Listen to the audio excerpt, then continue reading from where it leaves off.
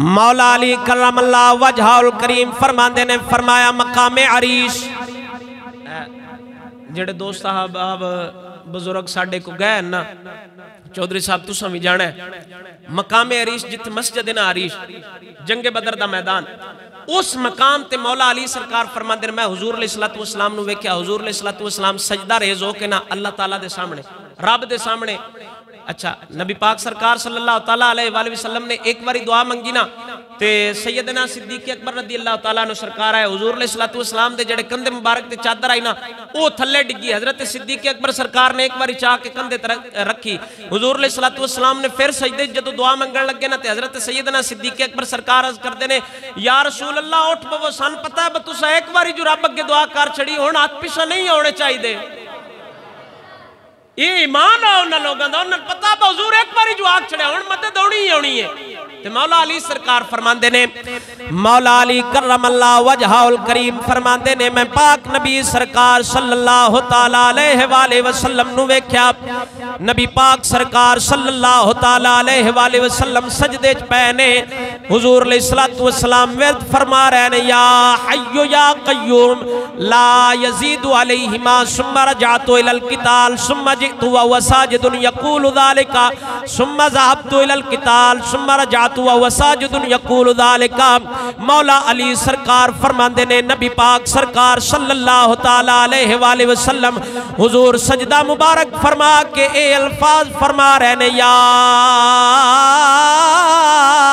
حی یا قیوم لا یزید علیہما اینا تو زیادہ ہور حضور نے کوئی کلمہ نہیں پڑھیا بس حضور سجدے چے دعا میں کر دے رہنے یا حی یا قیوم یا حی یا قیوم یا حی یا قیوم مولا علی سرکار فرمان دینے میں حضور نو سجدے چوے کے واپس چلا گیا لڑائی آلے پاسے سمجھت وہو ساجد یقول ذالکا میرا پھر ارادہ ہویا میں جا کے حضور نو ویکھانتے صحیح آپ فرمان دینے میں پھر واپس آیا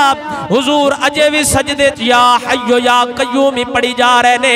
ثم ذهبت الى القتال میں پھر واپس آ گیا جنگ والے پاسے ثم رجعت وهو ساجد یقول ذلك تھوڑی دیر تو بعد پھر میں ارادہ کیتا میں جا کے ویکھاں تے صحیح مولا علی فرماندے نے میں جدوں آیا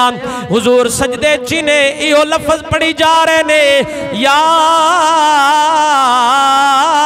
حی یا قیوم یا حی یا قیوم مولا علی فرماندے نے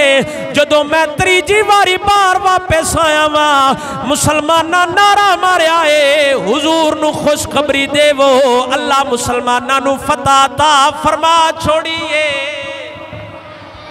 حضور سجدے صرف اسم اعظم ہے یا حی یا قیوم یہ دسنا تو نہیں چاہیے چلو میں دس دینا مٹھا مٹھا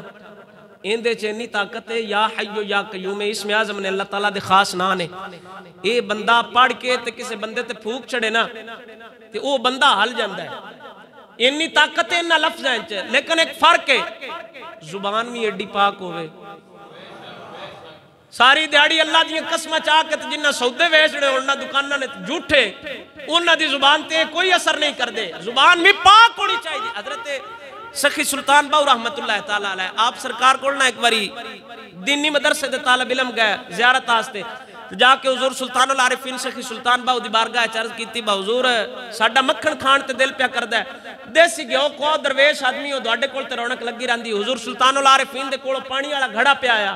پرانے وقت ہیں چاہ گھڑے ہیں پانی رکھ دیا ہے سخی سلطان باو دے کولو پانی دا گھڑا پیا آیا آپ سرکار نے فرمایا پانی والا گھڑا چاہ کے لے آؤ سخی سلطان باو نہیں ہو ورد کیتا یا حیو یا قیوم یا حیو یا قیوم آپ سرکار نے پھوک مارا تے وہ مکھن بن گیا فرق ہے نا زبان پاک ہونی چاہیے زبان پاک ہوئے تیرنا طاقت ہے لفظ ہے تے جو زبان پاک ہوئے تے بندہ بالی واری بھی ورد کرے قرآن بھی پڑھ کے پھوک چھڑے یہ اثر نہیں کردہ بندہ اندروں مومن ہونا چاہیے اچھی بولو سبحان اللہ